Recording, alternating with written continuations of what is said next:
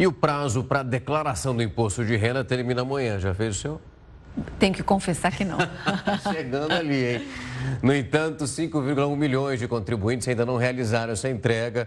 Amanhã também é o último dia para os microempreendedores individuais entregarem as suas declarações anuais. Mais de 50% também dos MEIs ainda não fizeram isso. Para a gente aprofundar um pouco, olhar para os detalhes, para quem, pelo menos como a Renata, quase chegando ali no finalzinho, nós recebemos agora o advogado tributarista Carlos Schenato.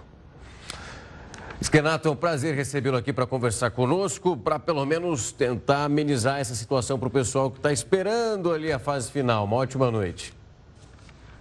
Uma ótima noite, uma boa noite a todos os telespectadores. Rafael, Renato, um prazer estar com vocês. Schenato, a gente sempre ouve o pessoal dizendo que, na dúvida, entrega aquilo que você tem para depois, se faltar alguma coisa, verificar e aí você vai inserindo ao longo desse processo.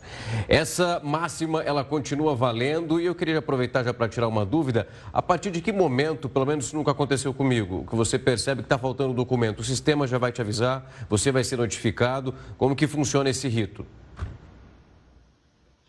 A máxima continua valendo. É importante que o contribuinte esteja atento que existem duas opções de preenchimento da declaração anual, seja pelo desconto simplificado, seja pelas deduções legais. Em muitas ocasiões, aqueles contribuintes que têm esses documentos, têm essas despesas médicas e outras deduções previstas em lei, passíveis de reduzir a carga tributária, elas, por vezes, superam o valor do tributo, cria um saldo a restituir. A opção pelo desconto simplificado, o sistema permite com que se atribua uma dedução fixa, a depender da faixa progressiva do imposto de renda. Então, é importante que o contribuinte verifique qual opção melhor lhe enquadra, e esta opção ela só pode ser realizada para aquelas declarações que forem feitas dentro do prazo, ou seja, até amanhã. Então, é importante que o contribuinte tenha esses documentos relacionados. O sistema permite com que o contribuinte agora realize a declaração pré-preenchida, ou seja, a Receita Federal já se enquadrou desde o ano passado, para que se faça um cruzamento das informações relativas às declarações das fontes pagadoras, das fontes recebedores desses valores. Então, a declaração pré-preenchida facilita muito o trabalho do contribuinte, mas é importante destacar que ele terá a responsabilidade final pelas informações prestadas. E esses documentos, eles são importantes serem guardados pelo prazo de 5 anos e, eventualmente, é necessário que o contribuinte consulte se caiu ou não em malha fina. Schenato, até a última atualização da Receita Federal, mais então de 5 milhões de pessoas ainda não entregaram o documento. É muita gente, se a gente levar em conta que são praticamente 24 horas que estão faltando. Quem não fizer a prestação, o que acontece com quem não fizer a prestação de contas? Isso é extremamente importante. O contribuinte deve observar o prazo de até amanhã.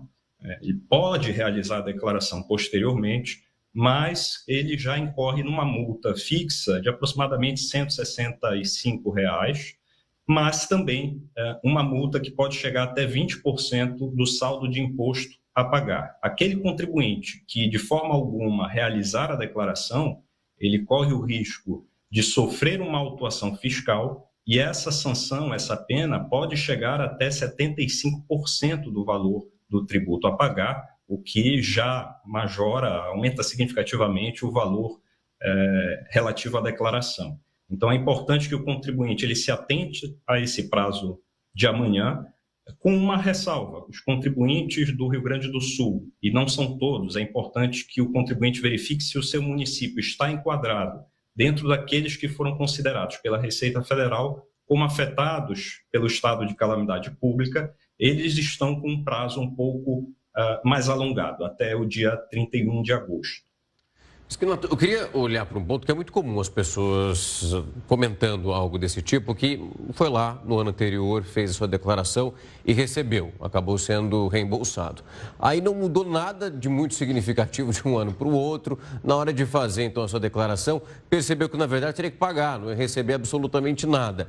O que difere essas questões na hora de ter um resultado como esse? Foi alguma coisa que acabou não aparecendo no outro ano e que, de fato, acaba mudando para o que é posterior?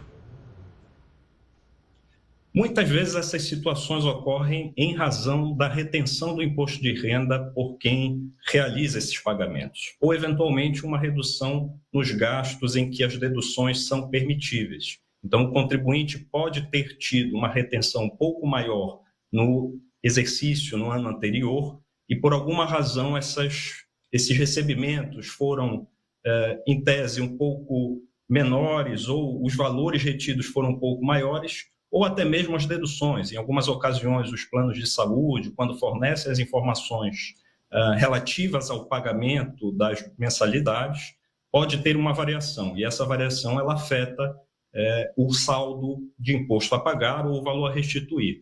É importante ressaltar que os contribuintes que realizaram a declaração de forma um pouco mais antecipada ou que optem por realizar a declaração pré-preenchida, em que o sistema já puxa essas informações previamente, ou até mesmo aqueles contribuintes que optem por receber a sua restituição via PIX, eles se inserem dentro de um enquadramento de prioridade na restituição, para além das outras prioridades legais, como os idosos, deficientes mentais ou físicos, e até mesmo aqueles contribuintes que estão domiciliados no Rio Grande do Sul. Este ano é uma novidade também relativa a isso. Um outro ponto importante dentro dessa perspectiva de redução ou dedução, e ressalto aqui este detalhe, é que o contribuinte ele pode optar, inclusive, por fazer uma doação num limite de até 6% do valor do imposto a pagar, diretamente na declaração para instituições ou até mesmo para instituições que estão situadas no Rio Grande do Sul, responsáveis por auxiliar